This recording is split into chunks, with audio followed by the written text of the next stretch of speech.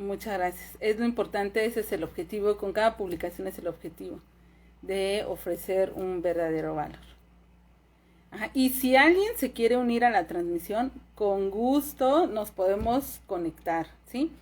Entonces vamos empezando con estos temas de la declaración anual. Pues bueno, empezando por quienes están obligados, ¿no? Ya sabemos que, pues bueno, de entrada, salarios, quienes tengan más de 400,000 pesos en salarios, pues bueno, ellos están obligados. Quienes tengan un ingreso adicional, también, por supuesto. Quienes, ¿qué más? Quienes hayan tenido dos patrones de manera simultánea, o sea, que al mismo tiempo hayan estado trabajando. ¿Por qué? Porque, pues bueno, aunque cada uno de los patrones hace el ajuste anual de salarios, Roberto, qué gusto, bienvenido. Aunque cada quien hace el ajuste anual por salarios, pues bueno, siempre el hecho de juntar los ingresos significa que lo más seguro es que te va a tocar a pagar. Esa es una pregunta muy frecuente, porque a veces dicen, ¿y por qué me toca pagar si mi patrón me estuvo haciendo las retenciones?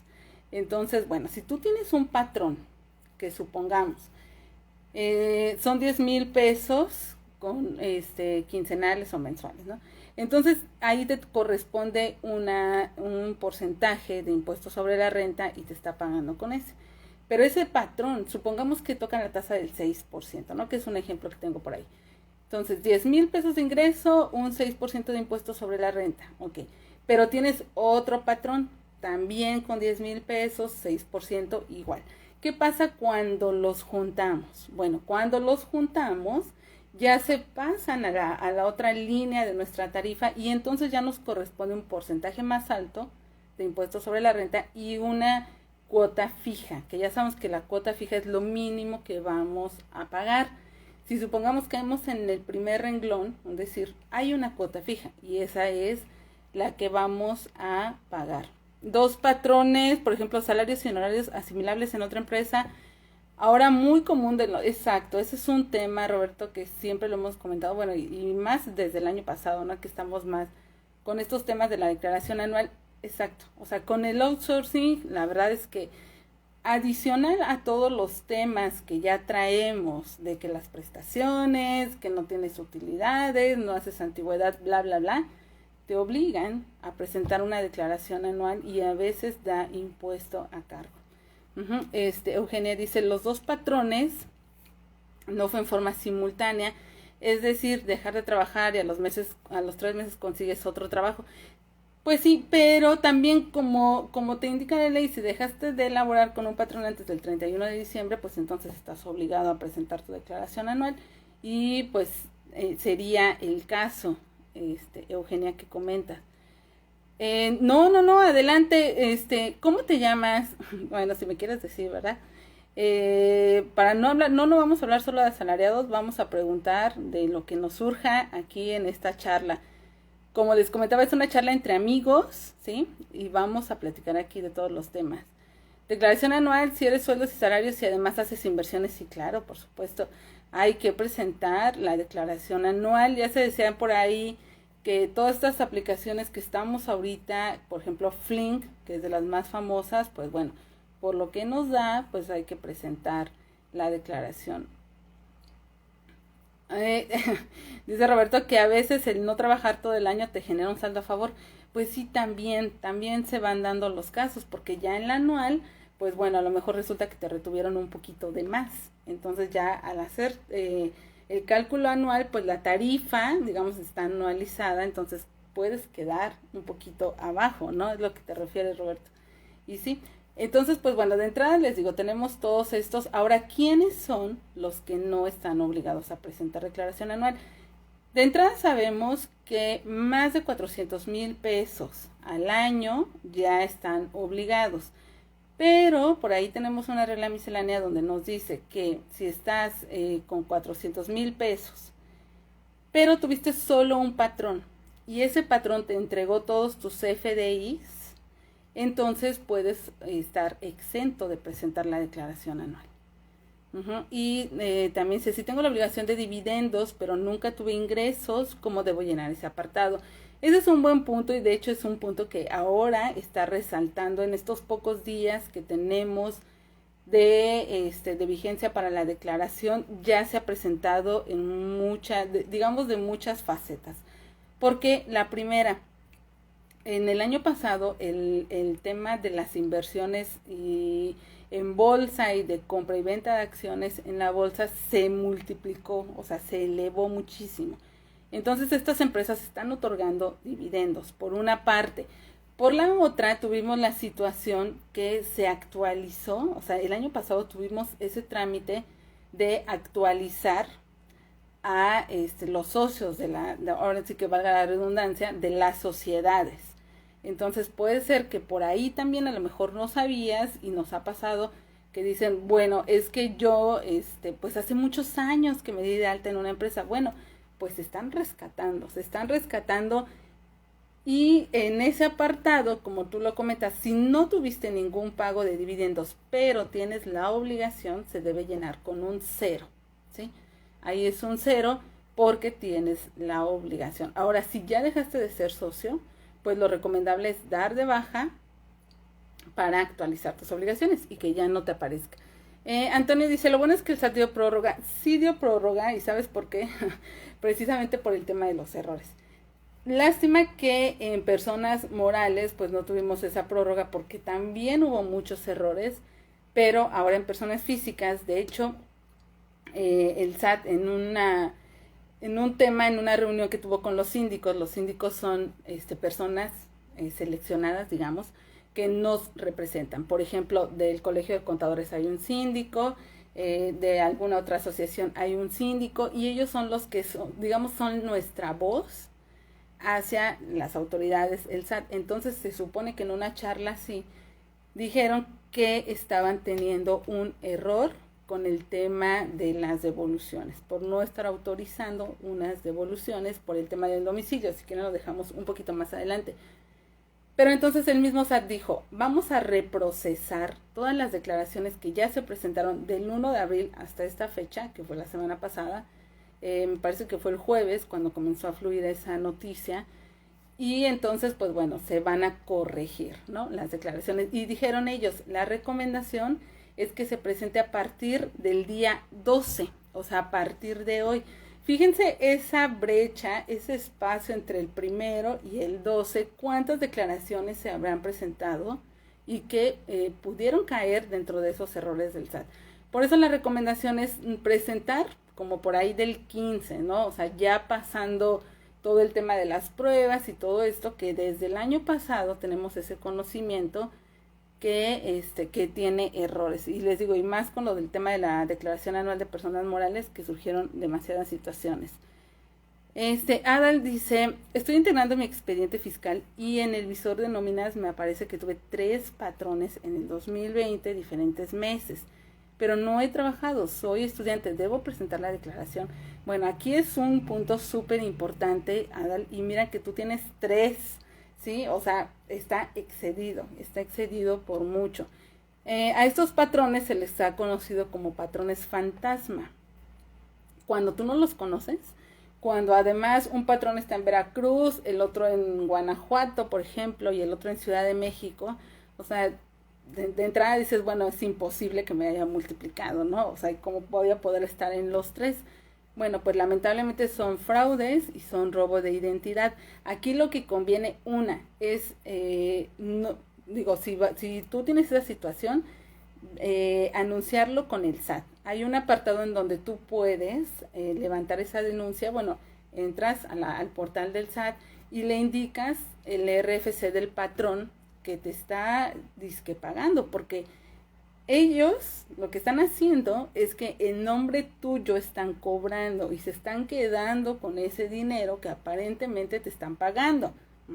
Entonces es importante, que tú en la página del SAT, ahí como que levantes esa denuncia y le digas al SAT, yo no, pero también en el Ministerio Público, es lo que han comentado los abogados, ¿sí? Ahí levantar la denuncia y decir pues que es un robo de identidad y que tú no tienes ninguna de esta cuestión. Ajá, eso es lo importante de revisar qué tenemos precargado en la declaración anual. A veces eso nos pasa, que de repente, como ya lo decía por ahí Roberto, Eugenia, tenemos los outsourcing. En el outsourcing a veces el trabajador no sabe ni siquiera quién le está pagando. Entonces nos confiamos y decimos, no, pues sí, seguramente sí es, ¿no? Y lo dejamos y luego dejamos el otro también, que a lo mejor no es en realidad, y luego dejamos el otro. ¿Y qué pasa? Normalmente tenemos saldo a cargo. O sea, independientemente de que están usando nuestro nombre, o además de que están usando nuestro nombre para cometer algún fraude, pues resulta que hasta terminamos pagando, ¿no? Cuando si ni la debemos ni la tenemos, como dice el dicho. Entonces, bueno, ese es un punto interesante a aclarar. Ahora, otro punto importante. ¿Quiénes no presentan declaraciones? Pueden no, o quienes no están presentados, obligados más bien, pueden no presentar la declaración. Un asalariado que recibió menor a 400,000 pesos, pero tuvo ingresos por intereses. Por intereses, pues ya sabemos estas inversiones que a veces se tienen en los bancos, ¿no? Que ya cada vez más los bancos, como parte de su atractivo, están ofreciendo que tú tengas tu dinero y que te vaya generando intereses. Entonces, ese es un punto.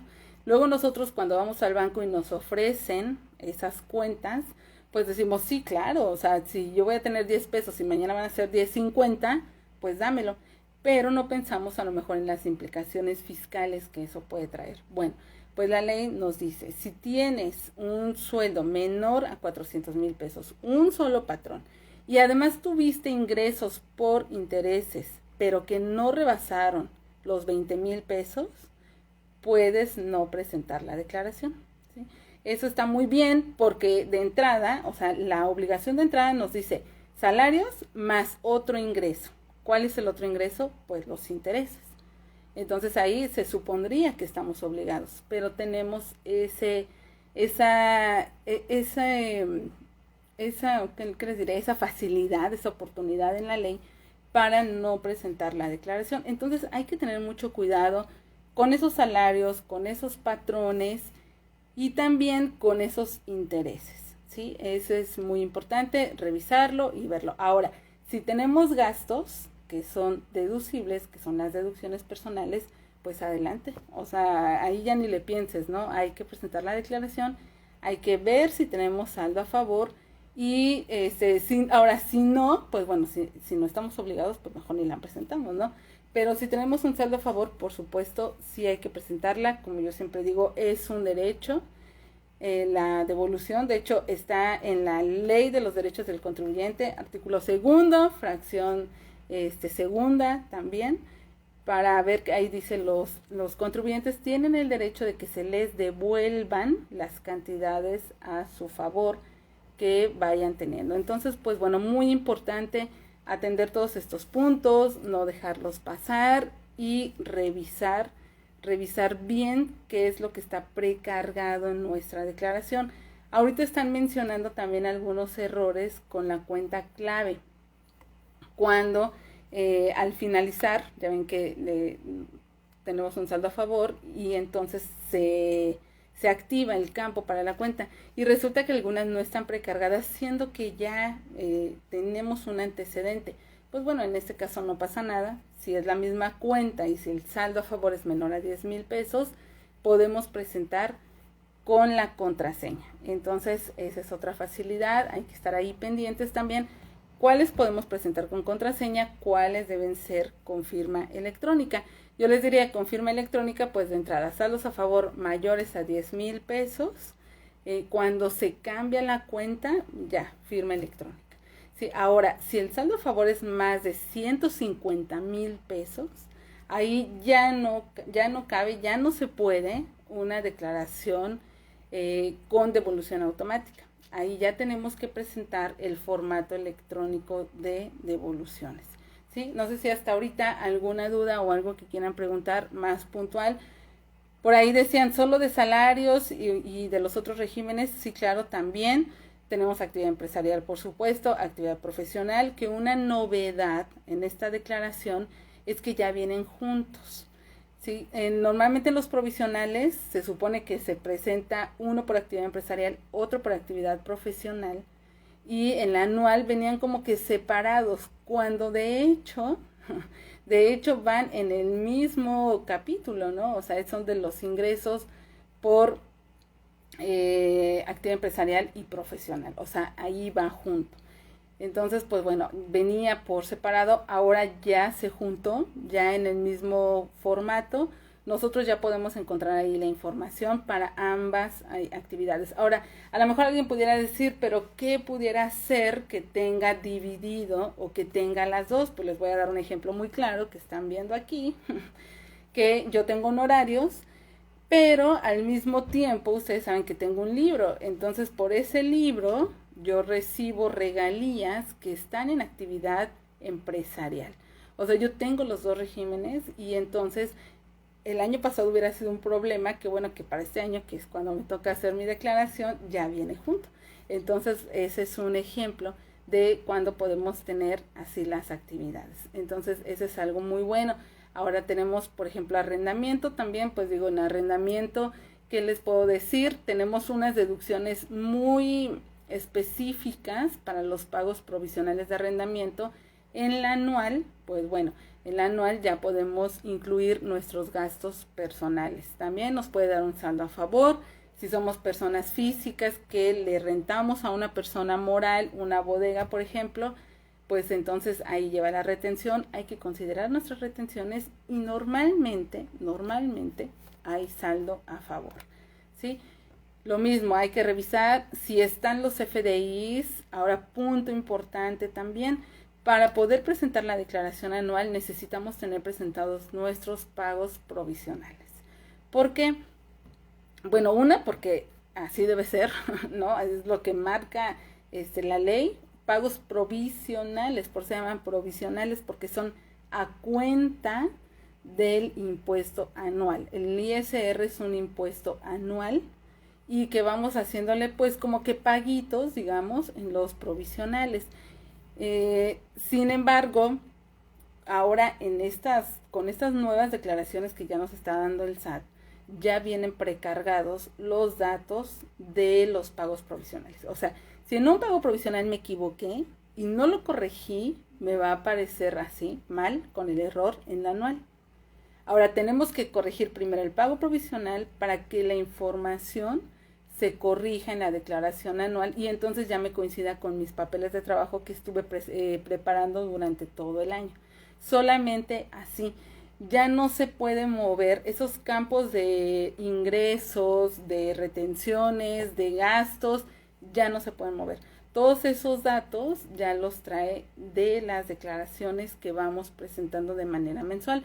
Así que cuando alguien dice quiero presentar mi declaración anual, pero no presente ningún pago provisional, no va a tener nada de información y tampoco el formato le va a permitir llenar esa información, por lo que les comento. Ya viene precargada y no se puede mover. Si necesitamos corregir, tenemos que ir a corregir desde el origen, que es el pago provisional. ¿Cómo lo ven? ¿Qué les ha tocado dentro de estos 12 días? ¿Qué les ha parecido esos casos para la araña, como dicen? ¿Qué les ha parecido? ¿Qué han tenido de extraño? Cuéntenme, platíquenme. Un tema que por ahí veíamos también es que ya se incorpora dentro del cuerpo de la declaración de actividad empresarial y profesional un espacio para las deducciones por sueldos y salarios, que ahí especifiquemos lo que fuimos pagando, ¿sí? Ahí va lo que pagamos, está en ese, ese formato específico para nosotros decir qué nóminas fueron las que pagamos durante el año, que estamos haciendo deducibles. Aunque lo que extraña es que está en la parte de ingresos, ¿sí? Ahora, si tienes actividad empresarial, actividad profesional y no pagaste ni una nómina, pues hay que ponerle 0 para que nos permita avanzar. Ya sabemos que tenemos varios campos en la declaración donde debemos de poner un 0 para poder avanzar. Si no, no nos deja continuar. Ahora, por aquí tenemos también a otro caso donde es un RIF. Que nos comenta por aquí alguna participante, es un RIF y él pagó nóminas, pero en su declaración le aparece que tiene que seleccionar otra actividad por esas nóminas, adicional a su declaración de salarios, que va por separado. Una cosa es RIF y otra cosa es salarios. Pues no la deja continuar. Lo que hemos estado viendo ahorita, que es 12 de abril, pues es que presente un caso de aclaración para que el SAT le pueda dar una respuesta de por qué está enviando esa información. Esa es una, ¿sí? Lo otro, pues bueno, podría ser esperarnos un poquito más a ver si se corrige esta situación. Ahora, motivos de rechazo de la devolución. Bueno, lo que ya sabemos, ¿no? Y ya comentamos. Una, lo de los patrones fantasma. Dos, puede ser, no patrones fantasma, sí los conocemos, pero que no pagaron nuestras retenciones. Y por lo tanto, como yo digo siempre, a ver, ¿qué tienes? Dice el SAT, ¿no? ¿Qué tienes aquí en tu alcancía o en tu cajita o en tus ahorros, ¿no? ¿Qué tienes aquí de ISR? ¿Qué me has pagado durante el año? Nada. No tengo de dónde devolverte, ¿no? Aunque tengas gastos, que tengas deducciones personales, si no tengo un ISR que me pagaste en el ejercicio, lo siento, no tengo de dónde devolverte, por más que quieras. Pero, si nosotros prestamos servicios, por ejemplo, honorarios, y a una persona moral y nos hizo retenciones, pero no las pagó, por supuesto el SAT no va a tener ese ISR que le pagó nuestro cliente, porque no lo pagó. Pero, aguas, ese ya no es nuestro problema. Ajá, ese ya no es nuestro problema. Eso le toca al SAT precisamente ir y cobrarle a la persona. ¿Por qué? Porque en la retención nos lo están disminuyendo a nosotros. Entonces, punto importante. Si rechazan por eso, bueno, hay que presentar el formato electrónico de devoluciones, adjuntar los FDIs, donde se note que efectivamente no retuvo, acompañado de los estados de cuenta bancarios, donde también se note que nos pagó lo que indica el CFDI, ¿sí? O sea, ¿qué quiere decir? Que nos pagó con las retenciones. Entonces, ahí empezaría otro procedimiento. Esto es de lo más común por lo que hacen por lo que niegan las devoluciones. El otro punto es una clave bancaria que no corresponde a la persona. Bueno, hasta hace unos años yo había notado que algunos estados de cuenta venían con el RFC genérico. Entonces, pues bueno, yo decía, puede ser porque sean ya muy viejitos, son unas cuentas ya muy viejitas y nos actualizaron. Pero ¿qué creen? Hace poco vi otro estado de cuenta bancario con un RFC genérico. La persona necesita una devolución, no en este caso del anual, sino otro concepto que pagó de más. Entonces va a solicitar su devolución. Pero su estado de cuenta tiene el RFC genérico. Así no nos sirve. Necesitamos que vaya y que haga el enlace para que cuando nosotros lo vamos a adjuntar a nuestro formato de devoluciones, pues ahí se pueda corroborar que efectivamente es nuestra cuenta y que está ligada a nuestro RFC. Ahora resulta que también el año pasado, dentro de los casos que me tocó ver, algunos decían que tenían mal, o sea, se percataron que en la declaración, la cuenta clave no era de su propiedad. Sin embargo, tenía activa la palomita donde dice, declaro bajo protesta de decir verdad, que esta cuenta me pertenece, estaba activa y resulta que no era de ellos. Si alguien nota esta situación, lo principal, así, es casi que corriendo, acudir a Prodecon, ¿sí? Acudir a Prodecon para que ellos puedan intervenir y decirle al SAT, a ver, calma, espérate, hay un error, vamos a corregir, porque a lo mejor ni siquiera se sabe. Porque ya lo decía yo, ley de Murphy. Presentas tu declaración con tu cuenta y no te depositan. Se va con otra cuenta y sí te depositan. O sea, así como dicen, ¿no? Que alguien me explique qué sucedió aquí. Pero entonces ese fue un motivo también de rechazo de las devoluciones. El que el SAT haya detectado que la cuenta no corresponde a la persona que está presentando la devolución. Me decían, ¿puedo poner la de mi primo, la de mi tío, mi papá, mi mamá? No, tiene que ser la cuenta propia del contribuyente para que se tenga ese enlace. Ese fue un motivo. Ahora, en este 2021 nos enfrentamos a otro motivo de rechazo de la devolución. ¿Cuál es? Pues bueno, que el SAT nos tengan un estatus de no localizado en el domicilio. Esta fue una reforma en el Código Fiscal para este año 2021. El código dice que cuando se tiene un estatus de no localizado, se va a dar como no presentada la solicitud del saldo a favor. En este caso, la declaración hace las veces de la solicitud del saldo a favor, y si el sistema detecta que tenemos un estatus de no localizado, entonces no va a ser la devolución. Pero ojo aquí. Una cosa es no localizado y otra cosa diferente es no verificado. Hay que tener cuidado aquí. Y de hecho, eso fue uno de los principales motivos y de los principales errores que detectó la autoridad y que está corrigiendo. A los que decían no verificado, les estuvieron negando la devolución. Entonces, ¿qué dijo el SAT? Bueno, vamos a corregir, vamos a arreglar esta situación, y es lo que está haciendo precisamente. Entonces, no verificado no es lo mismo que no localizado. ¿Cuáles son las que sí se pueden rechazar? Las que dicen no localizado. Ahí sí, ¿qué quiere decir eso? Pues que el SAT ya fue al domicilio y no encontró al contribuyente. Por lo tanto, estatus no localizado. Se tiene que corregir, solicitar una verificación de domicilio y posteriormente presentar o la declaración o el formato electrónico de devoluciones, ¿sí? Para que proceda esa devolución. Entonces, ¿cómo ven? ¿Qué opinan? Me gustaría que me platicaran qué dudas tienen, cómo la ven.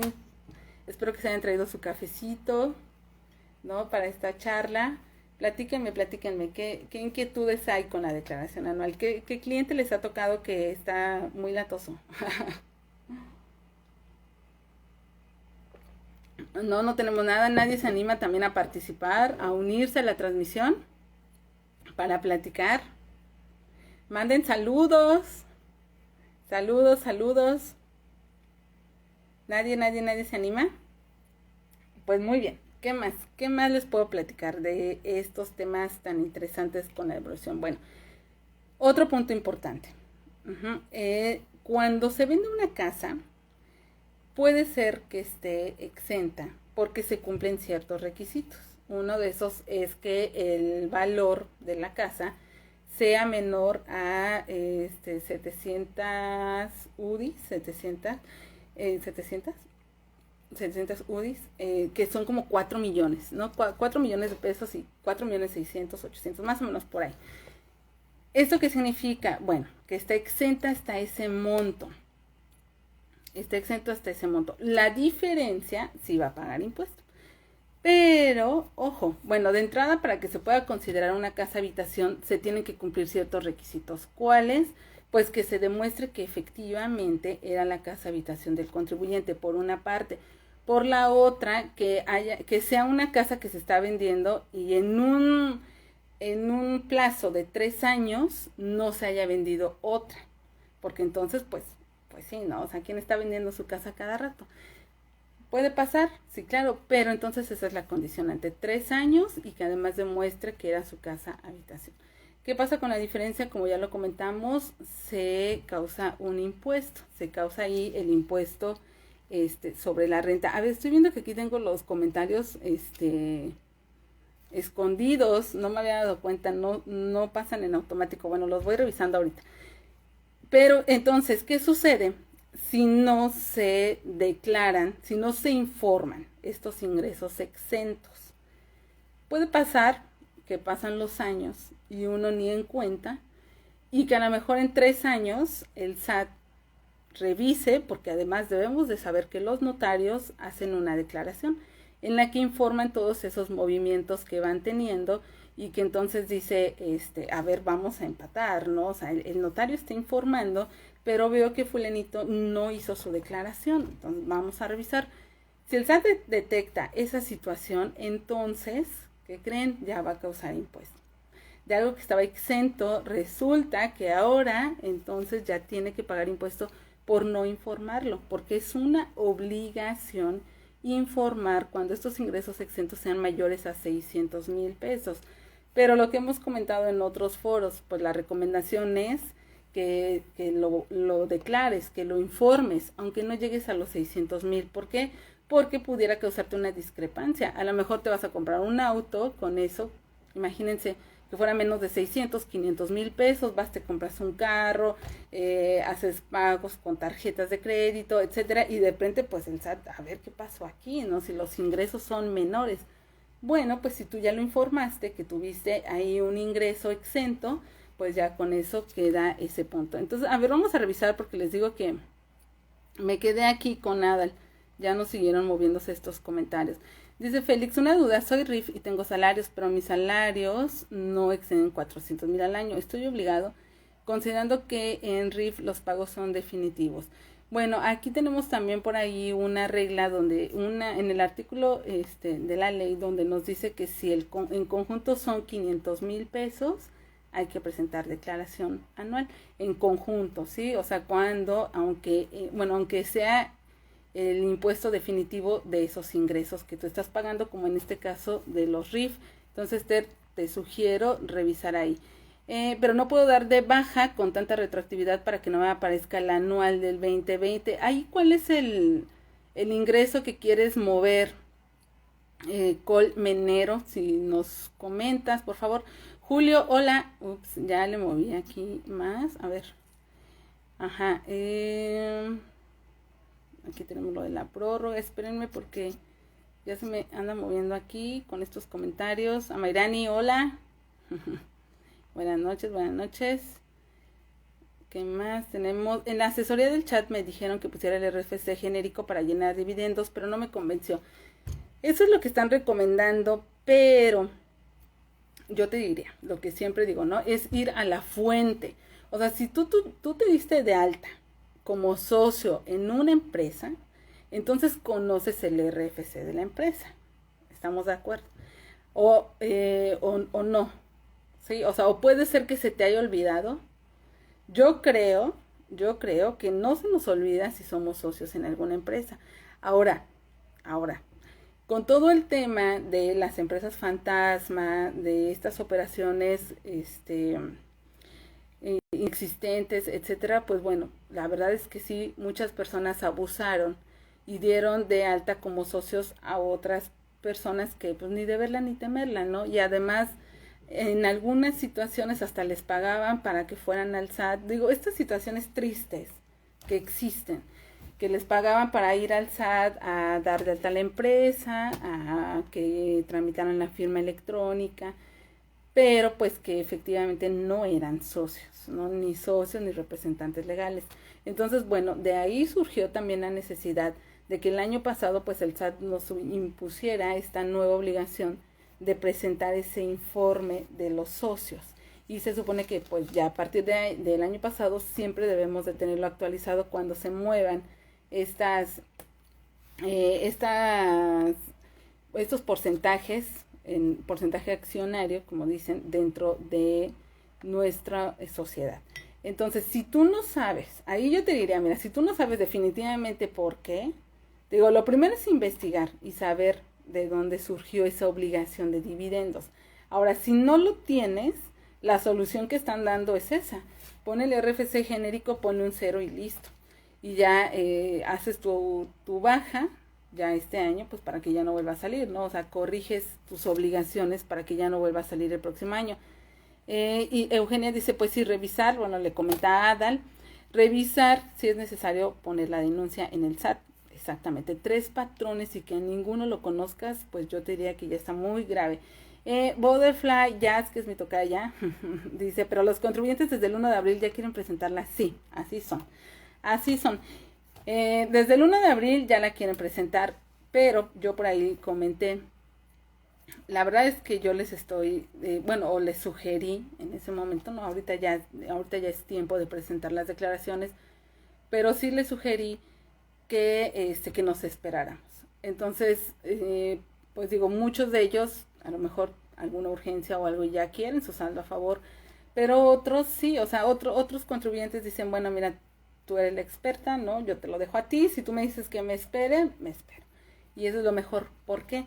Porque también, pues digo, lamentablemente, si es un problema de la página del SAT, de la plataforma del SAT, pues ni el contribuyente ni nosotros como contadores, asesores, tenemos la culpa de esos errores. pero puede ser que sí se tenga que corregir la declaración. Ahora sí, como dicen, ¿quién va a pagar los platos rotos? ¿Quién? Pues en teoría nadie, ¿no? Porque ninguno de los dos somos responsables de esos errores. Sin embargo, si nosotros como asesores que nos toca darle al contribuyente las sugerencias, y le dijimos, mejor vamos a esperarnos y por ahí del 15 de abril lo presentamos, bueno, entonces si él dice no, entonces sí decirle, mira, pues entonces te vas a tener que hacer responsable por todo lo que resulte después. Si hay un error y tenemos que corregir tu declaración, pues bueno, serías tú en este caso el responsable y pues eso implica que un pago de honorarios extra, ¿sí? No, bueno, más bien contrario a que si dice, bueno, sí, yo te hago caso y vamos a esperarnos, pues bueno, ahí ya es muy diferente, ¿sí? Ahí ya es muy diferente, eso digo, lo estuve comentando y es importante comentarlo con los contribuyentes. En el reglamento del ISR no hay un artículo que dice que si dejas de trabajar antes del 31 puedes optar por no presentar la anual. No ubico ese artículo, si quieres lo vemos.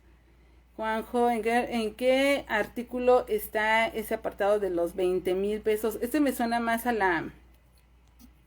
una regla miscelánea, déjame buscarla.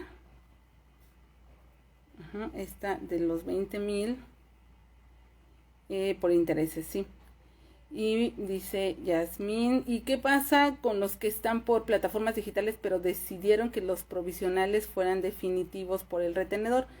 Pues ahí ellos, ya ves que para ser definitivos tiene que ser menores a 300,000 pesos sus ingresos.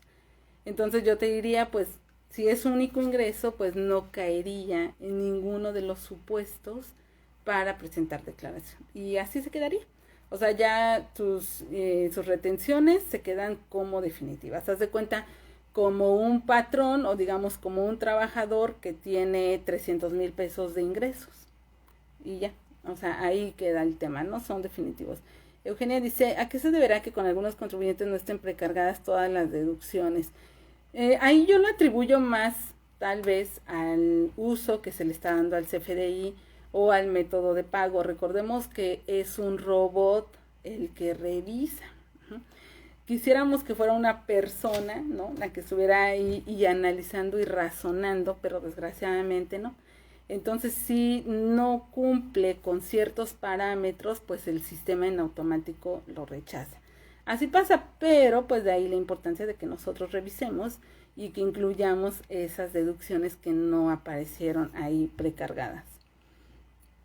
Julio dice, hace poco me puse a investigar a fondo y al parecer si uno recibe dividendos de empresas internacionales uno debe hacer pagos mensuales, pero nunca los hice. ¿Qué es lo que puede pasar en este caso?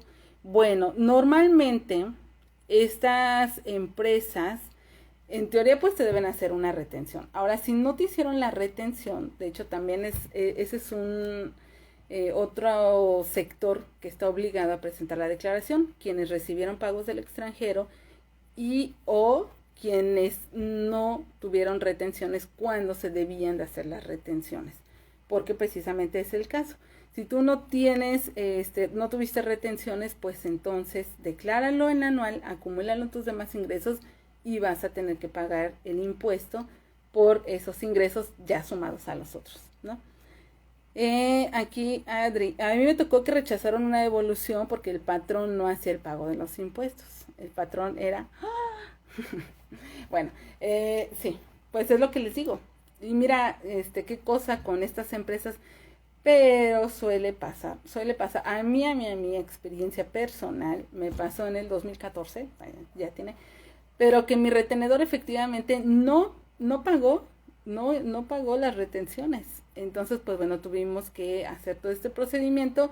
En ese entonces yo lo hice con ayuda de Prodecon, porque como saben ustedes, pues Quadra Solutions apenas iba, ¿no?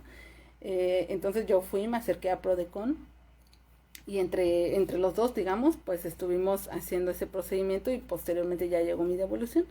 Porque, repito, no es un tema que nos corresponda a nosotros andar cobrando. O sea, el SAT ya nos agarró también a nosotros de fiscalizadores y ahora sí dense entre ustedes y yo por acá nada más veo, que eso lo hace con la DIOT, por ejemplo, ¿no? En la DIOT a nosotros nos toca estar reportando a aquellos proveedores que nos vendieron o prestaron un servicio y a lo mejor el otro ni siquiera está declarando, pero en la DIOT ya le avisamos al SAT que sí estamos teniendo operaciones, que además lo sabe el SAT, ¿no? Con los FDIs ya saben todo, pero pues así resulta. Entonces ahí sería ese procedimiento, Adri, de o una, asistir a Prodecon, o dos, lo que ya comenté, en el formato electrónico de devoluciones, adjuntar todos los FDIs que respalden las retenciones, más estados de cuenta bancarios en donde se observe el pago que se recibió.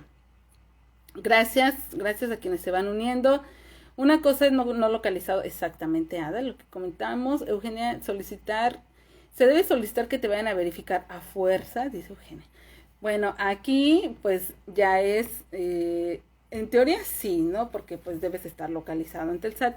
De hecho, ya pudiera aparecer también en tu opinión de cumplimiento. Debería de aparecer si estás en un estatus de no localizado. Y que te vayan a verificar, pues bueno, aquí yo te diría, si tú saldo a favor quieres que te lo devuelvan y no te lo están devolviendo por esta razón, entonces hay que hacer el trámite.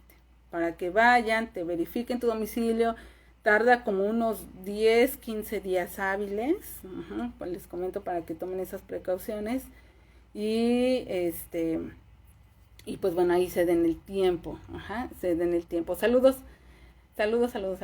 Sí, desde el primer día querían su declaración.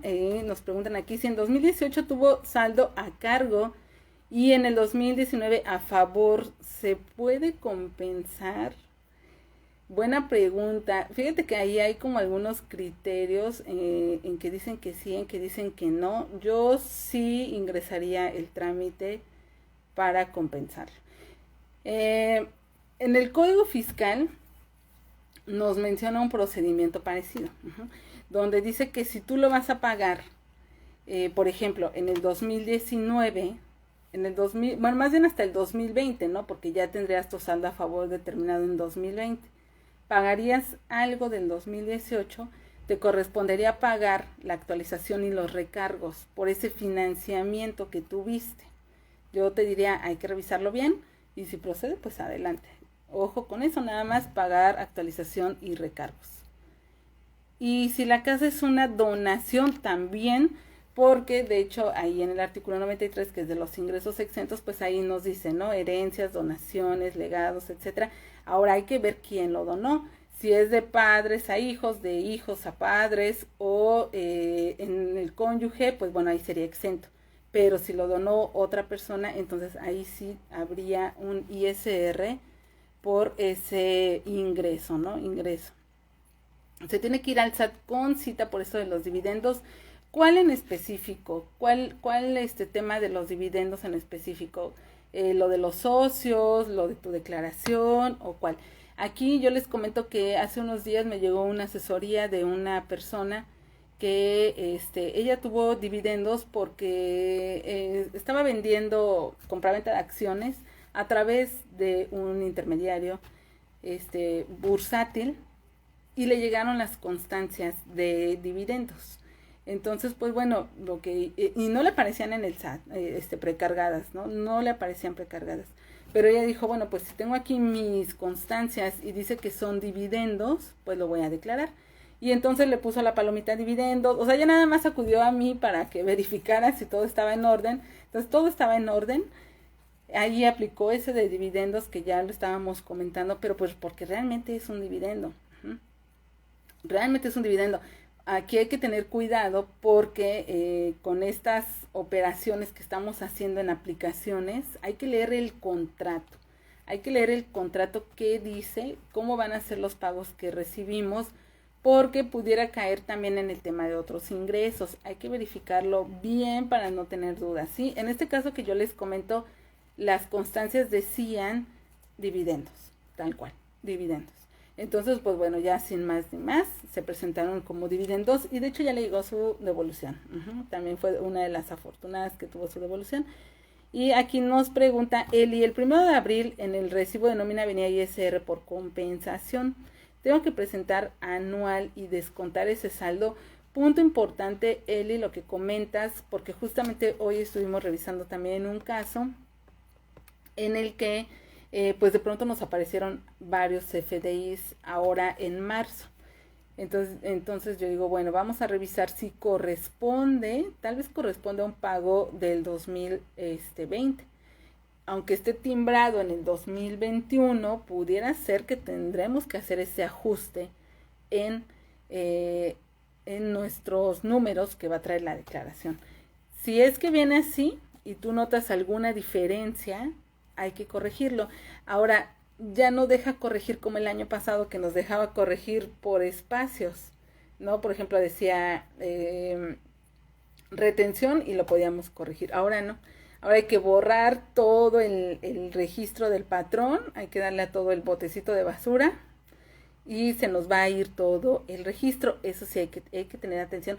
Yo sugiero que cuando vayamos a hacer eso, o le tomemos una captura de pantalla o una foto para ver cómo estaba, ¿sí? Cómo estaba, porque si solamente vamos a mover un campo, pues bueno, los demás nos deben de quedar igual.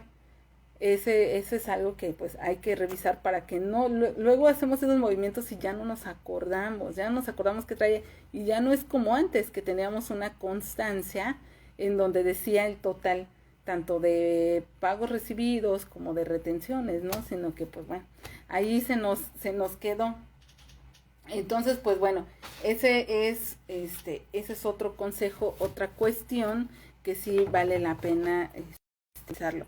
Aquí voy a ver lo que me comentaba Antonio de esos 20,000 pesos. Déjeme revisar, ya estoy aquí, es el artículo, déjeme revisarlo. Aquí tenemos 150, este es otro, 100,400. Mientras pueden ir haciendo sus preguntas, comentando. Nadie se va a querer animar a platicar, a unirse a la charla. Cafecito. ¿Qué más tenemos? ¿Alguna otra duda? ¿Cómo ven? Recordar que cuando tenemos que presentar el formato electrónico de devoluciones, es con firma electrónica. No se nos vaya a pasar. Y déjenme comentar también otra situación importante. Cuando nosotros le vamos a presentar la declaración a nuestros clientes, pues avisarles lo que puede llegar a pasar, ¿sí? No es nada más presentarles la declaración y pues hasta ahí, sino decirle, mira, bueno, y en estos tiempos yo les diría, hay que asomarnos a ver cómo está el estatus de su domicilio, primero, para que no nos agarren ni a nosotros desprevenidos ni a ellos.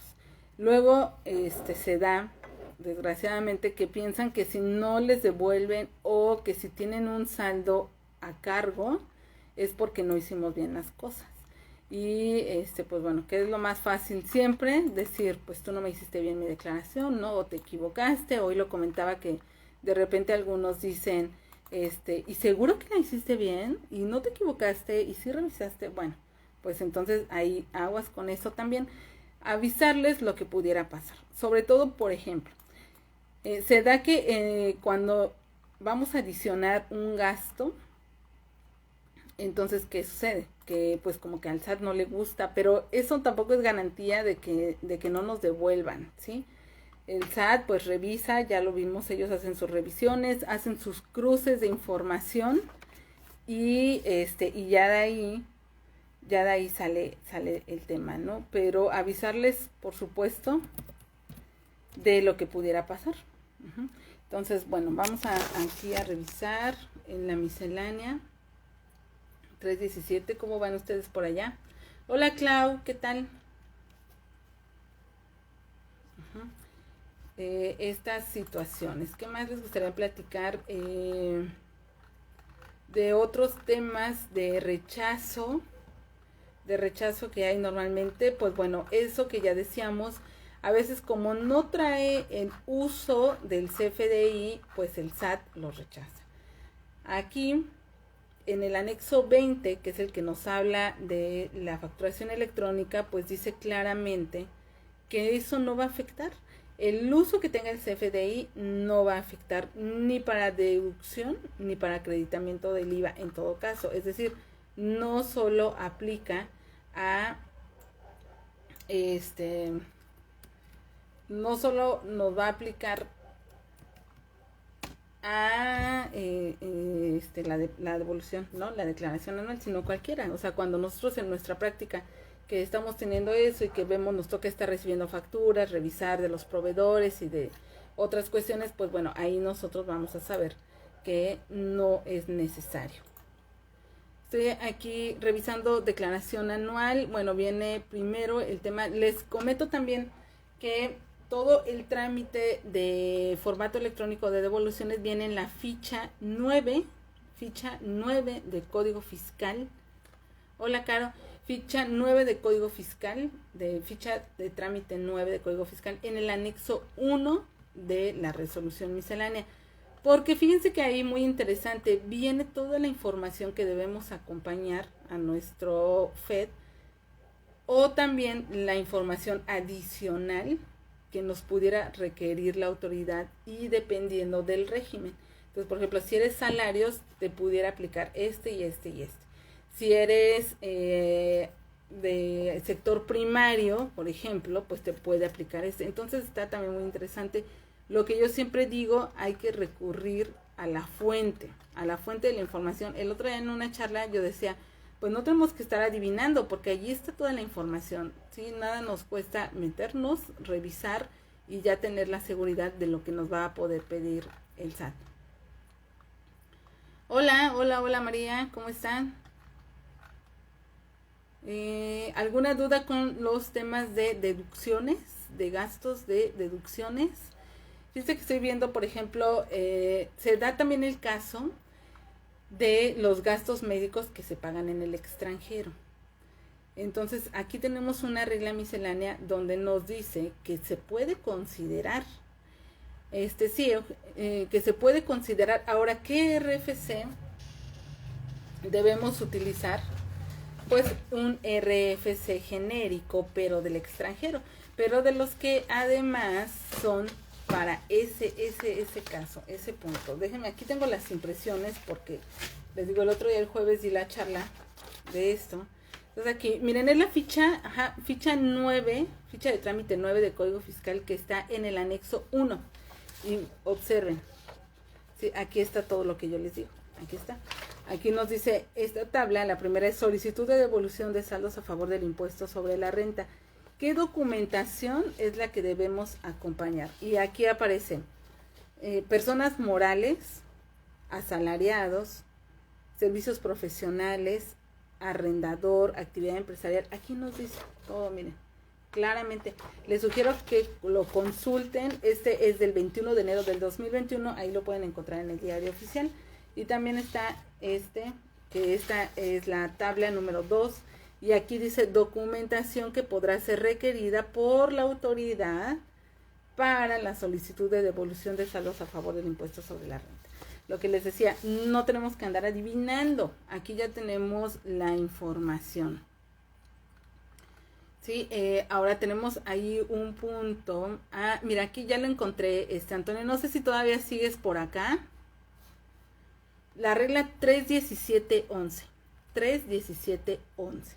Nos dice, para los efectos del artículo bla, bla, bla, las personas físicas no estarán obligadas a presentar su declaración anual del ISR sin que tal situación se considere infracción a las disposiciones, siempre que en dicho ejercicio fiscal haya o no obtenido ingresos exclusivamente por salarios de un solo empleador y que no existe impuesto a cargo. Bueno, por supuesto, ¿no? La otra es que el empleador haya emitido todos los CFDIs por concepto de salarios. Y el otro punto que de los 20,000 pesos que comentaba Antonio, que creo que ya se nos fue, era ese. En su caso hayan obtenido ingresos por intereses nominales que no hayan excedido de 20,000 pesos en el año que provengan de instituciones que componen el sistema financiero. También ojo con eso, hay que revisar en nuestra ley qué es lo que se considera como sistema financiero mexicano, ¿no? ¿Qué es lo que compone el sistema financiero? Hola, José Luis. ¿Cómo estás? ¿Qué nos quieres platicar, José Luis?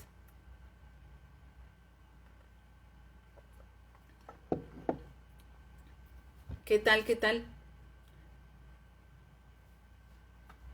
¿Cómo has visto estos temas? ¿Nos quieres platicar alguna situación de algún cliente o algo que te ha pasado? Hola.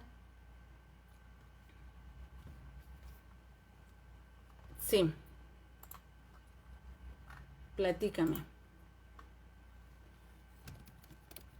¿Cómo ven? Entonces siempre revisar estos puntos finos, les digo yo, para que no, pues no se nos queden, ¿no? Por ahí. Muy bien, a ver. Buenas noches, buenas noches. A ver, vamos a unirnos. Hola, hola. Bueno, aquí ya me dice que no. A ver, José Luis, yo aquí ya bien emocionada dándole compartir. Y pues así, como les digo, siempre irnos a revisar a la fuente. Hoy tenemos también Encuadrando al Círculo, un tema que estuvimos platicando respecto a los gastos funerarios. Fue hoy, a los gastos funerarios, ¿no? Respecto a, bueno, ¿cuándo se hace deducible el gasto funerario? No se hace deducible cuando se adquiere el plan, cuando se adquiere el paquete, etcétera, sino hasta que se utiliza. Y muchas personas, o sea, hasta lo toman como gracioso cuando lo tienen y dicen, ah, o sea que me necesito morir para utilizarlo. Bueno, sí, ¿no? Pero no es nada más para la persona, sino que ya sabemos que puede comprar para sus padres, para sus hijos, su cónyuge, sus abuelos, y también así va a ser reducible, pero hasta que se dé el evento. Eso lo tenemos en el reglamento de la ley del impuesto sobre la renta, si no me equivoco, es el artículo 165, en el que nos dice esa situación, ¿sí? 166.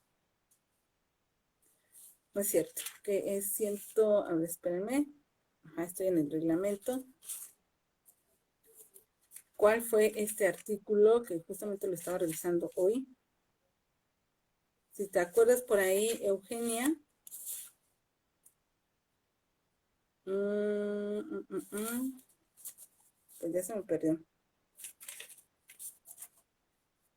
Entonces, pues bueno, ahí lo que nos dice también este artículo es ese tope que vamos a tener para los gastos funerarios. ¿Sí? No van a ser deducibles al 100%. Sabemos que a veces esos paquetes cuestan hasta más de 100,000 pesos y pues a veces uno los quiere hacer deducibles, pero pues no es el caso. El límite es una UMA elevada al año, que actualmente son 31,000 y tantos pesos.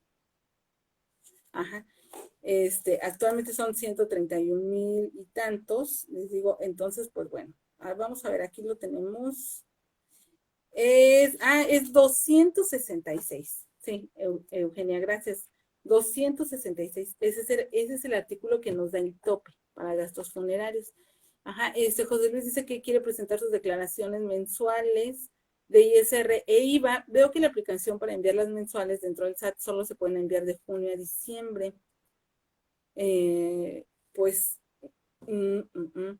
No, eran plataformas digitales. Bueno, sí. Lo que pasa es que plataformas digitales, recordemos que empezó el 1 de junio. Ajá, artículo 151, gracias Eugenia. Ese es el de las deducciones en general y ya el 266, el que nos habla de reglamento, es el que nos habla de estos gastos. Estoy en plataformas digitales, claro. Plataformas digitales comenzó el 1 de junio de 2020.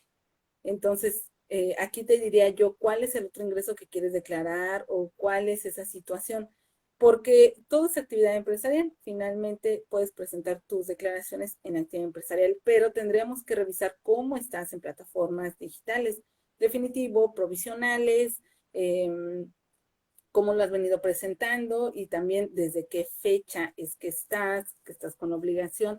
Pues son varias cuestiones que hay que revisar. ¿Qué otro me quedó pendiente con de artículos y cosas así? Creo que nada más, ¿verdad? El de, ¿saben cuál? El de la casa de habitación. Vamos a verlo. Es el artículo 93 el que nos habla de los ingresos exentos. Entonces tenemos cajas de ahorro, seguridad, gratificaciones, viáticos, también es importante ese de viáticos, intereses, herencia, donativos, que lo veíamos, los premios, por supuesto.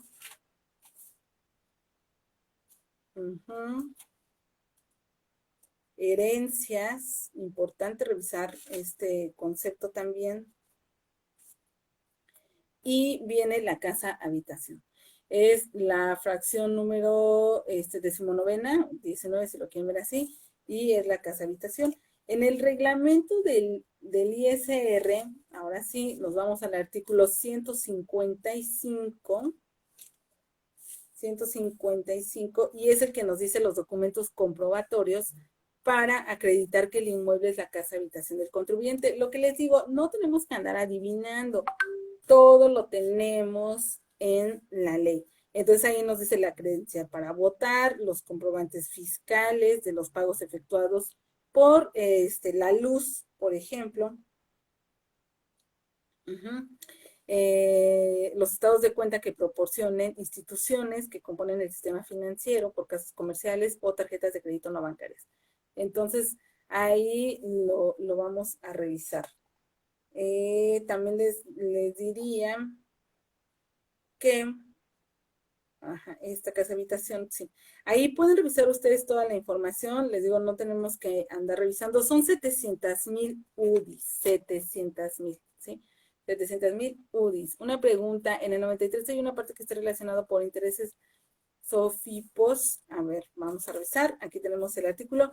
Pues mira, dice los intereses. Están exentos los intereses pagados por instituciones de crédito, pagados por sociedades cooperativas de ahorro y préstamo y las sociedades financieras populares, las SOFIP.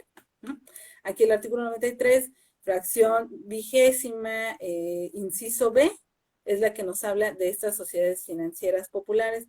Dice que provenientes de inversión cuyo saldo promedio diario no exceda de 5 salarios mínimos generales del área. Bueno, ya sabemos que ahora son UMAS al año, ¿sí? Entonces ahí hay que verificar este límite.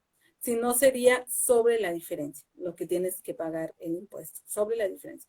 Ya vimos que si no declaramos el ingreso que tenemos exento, entonces el SAT nos puede requerir y hacernos pagar por todo lo que tenemos pendiente. ¿Cómo ven? Así las cosas con todos estos temas son bien interesantes de estarlos analizando, por ejemplo, las colegiaturas, ¿no? Aquí hay temas que, por ejemplo, si el niño cambia de grado académico, entonces, si ahora, ¿cuál utilizo?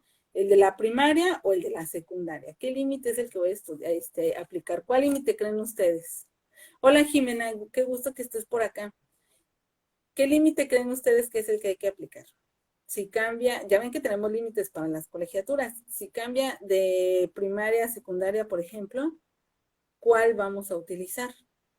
Si fue el año que nos toca que cambie de grado y que cambie de, pues bueno, de grado, pero más bien de nivel. Ah, un gusto, Antonio, claro. Entonces, ¿cómo ven? ¿Quién se anima a responder esta duda? Si tengo mi hijo y cambia de la primaria a la secundaria, ¿qué límite de deducción voy a...? Sí, Eugenia, claro, va a quedarse ahí guardado para que lo puedan repasar después. Ajá, ¿cómo ven? ¿Cuál sería? ¿Nadie se anima a dar la respuesta? Los espero, los espero. ¿Qué límite de colegiatura es deducible voy a utilizar si mi hijo se cambia de nivel? Estaba en primaria y ahora me voy a la secundaria. Nadie, nadie, nadie. Bueno, pues el decreto del estímulo nos dice que el más alto. Ahí vamos a estar entre el de la primaria, que es más bajito que el de la secundaria, entonces vamos a utilizar el de la secundaria, exactamente, que sería el más alto. Cosa rara que, por ejemplo, lo que le corresponde al grado, sí, pero si cambiamos, Eugenia, ahí, por ejemplo, eso, que el niño cambie de la primaria a la secundaria. No, hay que aplicar el más alto. Ajá. Eso lo tenemos ahí en el decreto. Recordemos que las colegiaturas no están en ley porque no son deducciones personales. Es un estímulo aparte que ya dio, ya desde Felipe Calderón, que tiene ese estímulo, y que yo siempre digo, ¿por qué no han actualizado esas cantidades? ¿Por qué no han actualizado esas cantidades? O sea, son como 14,000 pesos, algo así para primaria, cuando las colegiaturas ya están, pero carísimas. ¿No? Carísimas que están las colegiaturas. Ajá, ya tienen muchos años y seguimos teniendo los mismos importes. O sea, ahí ya no. Eh, Les decía, cosa curiosa que pasa cuando del kinder a la primaria, porque el kinder es más caro. Entonces, pues bueno, ahí ya dices, bueno, pues me quedo con el límite que tengo para el kinder, ¿no? El preescolar. Exactamente, ya por las nubes. No, y los clientes se sorprenden cuando pagaron miles en colegiaturas y pues cuando uno les dice que, aquí estoy viendo esta presentación, voy a dejarles por aquí en el perfil, les voy a dejar algunas láminas de esto de las colegiaturas y estas deducciones personales, lo vamos a ver. Preescolar, 14,200. Primaria, 12,900. 12,900. Dice el cliente, oye, pues sí, ¿cuánto voy a pagar por 12,900? Me alcanza si acaso para 3 meses o algo así, ¿no? Entonces, pues así, les digo, así hay que cumplir con las cuestiones de que tengan la CURP del niño, que indique el nivel del estudio y por supuesto que se pague con cheque o transferencia. Esas son las cuestiones que hay que cuidar con colegiaturas. Y otra que a veces se nos pasa, pero debemos de revisar que esté con su registro en la SEP. O sea, como luego les digo, en la escuela Patito no aplica. Tiene que ser una escuela que esté registrada en la SEP. Y miren, les voy a leer una notita que tengo por aquí en un material que preparé, de hecho creo que el año antepasado alcancé a dar todavía uno de estos de deducciones de manera física, presencial. Y dice, aunque el SAT aplica para todo, pero miren, aunque el SAT deja a nuestra consideración la naturaleza del gasto para determinar su deducibilidad, en una revisión podría identificar algunos gastos como no deducibles y requerir el pago de los impuestos en donde fueron aplicados tales gastos no deducibles. Bueno, yo lo que diría ahorita es que ya en la declaración anual ya es complicado porque ya trae muchos candados. Ya trae el candado que solito nos empieza a dar el límite, por cierto, el límite del 15% o 5 UMAS, si no mal recuerdo, ahí sí el que sea menor, ese es el límite que tenemos en deducciones, hay que cuidarlo, pero les digo, ya el mismo formato de la página, el mismo formato de la declaración ya nos va marcando el límite. Entonces ya no es como antes que podíamos meter gastos y gastos y pues que nadie se daba cuenta, ¿no? Ya dependía pues si el SAT nos revisaba o no. Pero pues ahora ya no. Ahora de entrada ya nos verifica eso que decíamos, el uso del CFDI, aunque no tenga que ver, ahí lo considera. El uso del CFDI, cómo fue pagado, cheque, efectivo, ya todo lo trae el CFDI. Si viene mal, pues lo elimina. Y el otro punto de el límite. Entonces ya no es tan sencillo, ¿no? Pasarnos con esto. Y pues bueno, no sé si tengan alguna otra pregunta o ya aquí le dejamos. Ya llevamos más de 1 hora platicando. Bueno, yo me puedo seguir, ¿eh? Si alguien dice yo me sigo, nos seguimos. Nos seguimos platicando y sacando temas y comentando experiencias, que es lo que a mí me gusta hacer siempre. Por eso, pues ahí tenemos el cuadrando al círculo, ¿no? Que ya cada vez va creciendo más. Entonces, pues los invito a que pregunten dudas. De cualquier manera, saben que ahí me encuentran. Instagram, Twitter, tenemos el canal de YouTube, por supuesto, donde tenemos muchos videos en donde tocamos estos temas. Hay varios videos de declaración anual. Mañana, de hecho, voy a tener, como a lo mejor ya lo pudieron ver también en las historias, una sesión en vivo de preguntas y respuestas de la declaración anual. con personas de YouTube, sobre todo, que ya casi llegamos a los 5,000, también 5,000 seguidores por allá. Entonces, pues bueno, les agradezco enormemente que estén aquí a esta hora y además pues aguantándome aquí, plática y plática. Les agradezco muchísimo, muchas gracias por habernos, bueno, haberme acompañado y por habernos acompañado a los que estuvimos aquí compartiendo. Pues muchísimas gracias, de verdad.